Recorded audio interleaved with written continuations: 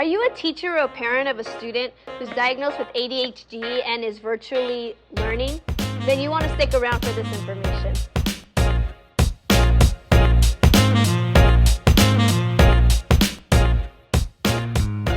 I'm Cindy, I'm a teacher coach, and today I want to talk about students who are struggling in a virtual setting and are diagnosed with ADHD. The reason I want to talk about this is because lately I've been meeting with a lot of parents and a lot of teachers, and they've all shared pretty much the same thing. They've been telling me that their student is really struggling with keeping up with the work. They're having a really hard time with the way that things are set up in a virtual setting. I recently did a 504 plan for a student who has been diagnosed with ADHD and anxiety, and I want to share that. Before we get to that, I want to talk a little bit about ADD and what does that look like in the classroom. So when teachers think about a student with ADHD, we think about a student that just cannot focus, that is fidgety, that can't get their work done. And so I feel like we really need to understand what is going on with a student with ADHD and how can we help them manage what's going on.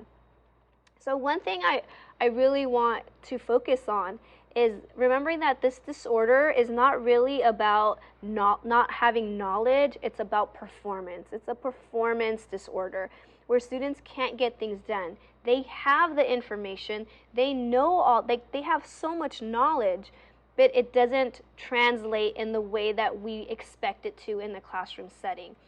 So we got to keep that in mind, that there might be other ways that they can let us know what they've learned.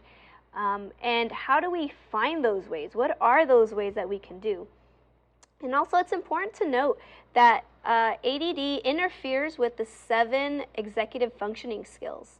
And one of the major ones is going to be like working memory, right? We need that in the classroom.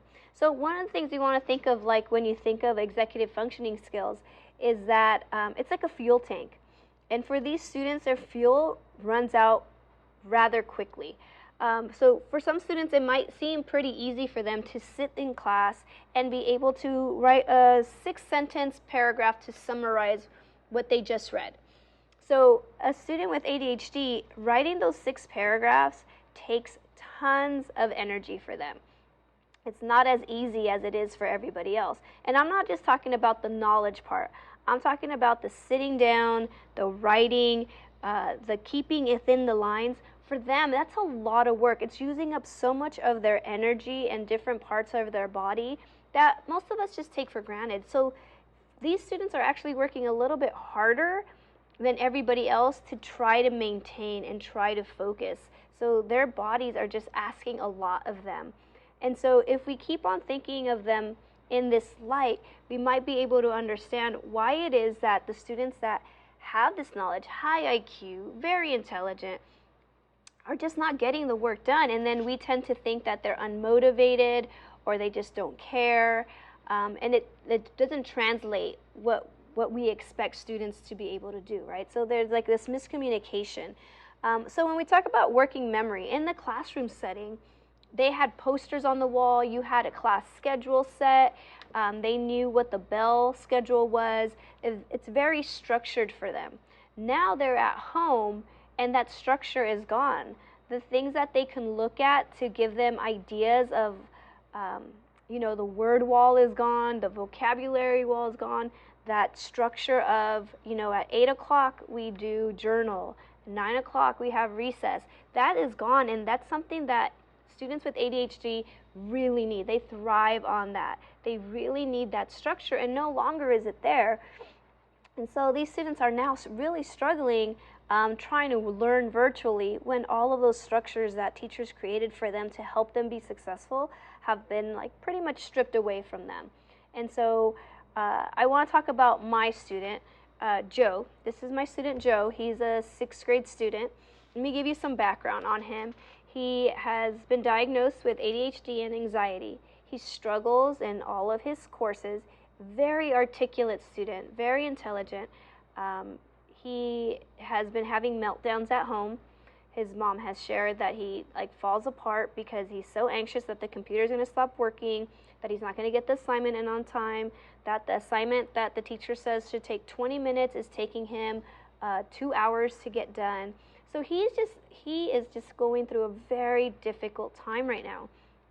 And so I wanted to write a 504 plan for him to help him be able to be successful in a virtual setting.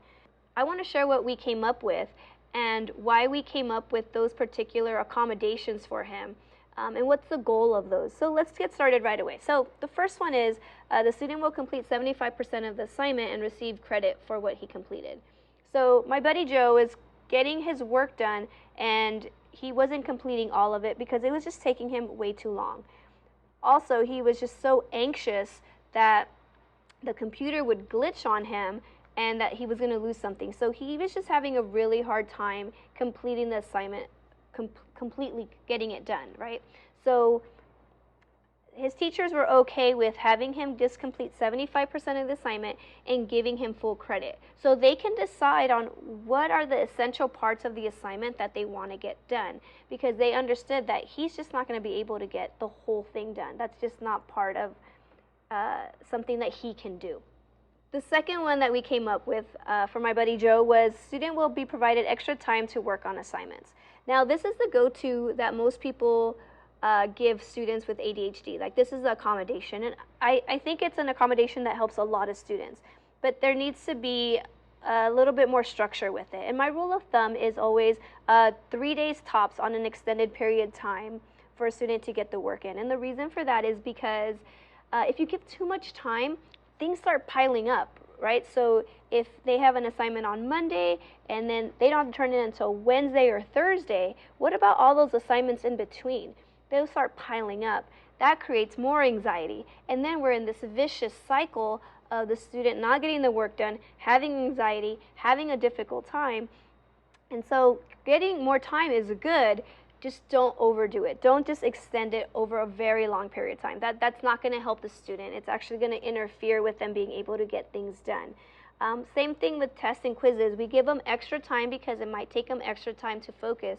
But what would actually help them more is if you took each question from the test and made it on one page, or 2 questions per page. Let the image be larger, because then they can just focus on what they have to do instead of trying to focus on the whole picture. Chunking it into smaller pieces would actually be more helpful than to give them extra time to stress over it. So being able to manipulate what the worksheet looks like will be something I share on a different video on how you can make that process a little bit faster. So number 3 was having the student request extra days to complete assignments from his teachers. So when you have a learning disability, you're going to have that learning disability as an adult. So this is not just an issue he's going to have as a 6th grade student. He's going to have this as an adult, and he needs to learn, well, how do I advocate for myself? So I put this specifically in the plan because I want him to learn to be able to email his teachers and be able to say, I need more time, I need assistance. I told his mom, you write the emails for now and have him read them, have him see what it looks like, because eventually he's going to want to do this for himself in high school, in college. As adults with ADHD, we figure out ways to be able to help ourselves navigate through life.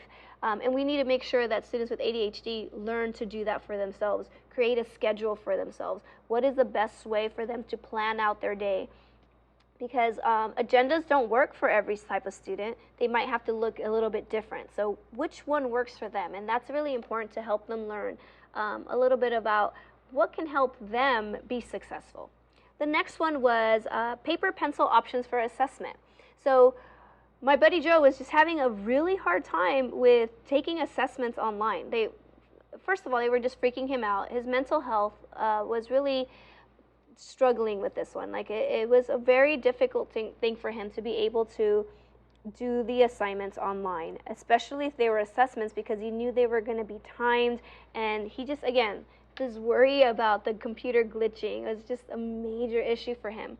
So one of the things I suggested was let him take his assessments on paper and just be able to write them, and then take a picture and email it to his teachers. And his teachers were okay with that. They were okay with receiving a text or an email with a picture of his assignment. And it turns out that that's exactly what he needed. It really helped lower his anxiety. It helped him focus, because just sometimes being able to read on paper just is completely different than reading on the computer. And so this really helped him in being able to move forward on his assignment. The next one was having his elective courses and PE classes give him packets. So the thing about students with ADHD, they don't do well with book reports or science projects or any kind of project or research that's going to take a long period of time, because they don't have that inner clock that gets them moving and doing things. It takes them a very long time to be able to get things going. So when it's kind of open-ended projects like that, they need a lot of structure. So if you're still going to give them a project, break it down for them. Like on Monday, you need to do this part. By Tuesday, you should have this done. By Wednesday, you should have this done. That's going to help them a lot. If they don't have a parent that supports them to be able to do that, then maybe you can give them a structured day of what that looks like, so that they can get it done. Again, it's not a lack of that knowledge, it's that lack of being able to just get going, and they really need a lot of structure for that. So with these weekly packets, it worked out great for him. His elective is a music class, and they have to do a lot of research. But having the packet where he can actually write and answer the questions, he was able to knock it out of the park. At our site, it worked out because the parent is able to come by on Mondays to pick up the packet. So the teachers are emailing the administration, they print it out for the parent, and then we send it back to the teacher. So we're 100% virtual. So our teachers are not on campus, so we're just able to communicate through sending them scans of the students' work. And it just seems to be working really well for this particular student. And the last one was structured breaks. So students that have ADHD, they need like these sensory breaks to help them reset, right? That fuel tank gets empty, and how do we get them to reset? And so in the classroom, a lot of times when they're trying to reset, it is just very distracting, right? They sometimes twirl, they shout out loud, they tap on the desk, they're just seeking this sensory input. And so we might misconstrue that as they are just being defiant or they don't understand classroom rules, when in reality they're just looking and seeking for input. But in a virtual setting, what is that going to look like? So I wanted him to have structured breaks where he can get out of his seat. So my buddy Joe, what he likes to do is he likes to tap his heels. That's his reset. And he dances, as you saw earlier. He likes to move. So he was going to be able to give the teacher a signal, get out of his seat, do his thing, and then come back. But I don't want him to be able to just on his own take as much time as he wants. So it was very specific in his plan that it was 3 to 4 minutes, because what could happen is you give a student the ability to say, okay, whenever you want to break, take it. But then it becomes a 2-minute break, a 5-minute break, 15-minute break, and then it just keeps growing, and then they're not even there and they're not catching the information. And so you want to avoid that. So very specific structured breaks that they need. And let them give you a signal. You know, there's like that hand raising that you can do on Zoom, or you just know. So at our site we have for our 6th graders, it's 3 45-minute blocks. 45 minutes is a very long time for Joe and for a lot of students. That's a long time to not have a break. So even as adults, sometimes we need to take a break from when we're in a Zoom meeting. It takes a lot out of you.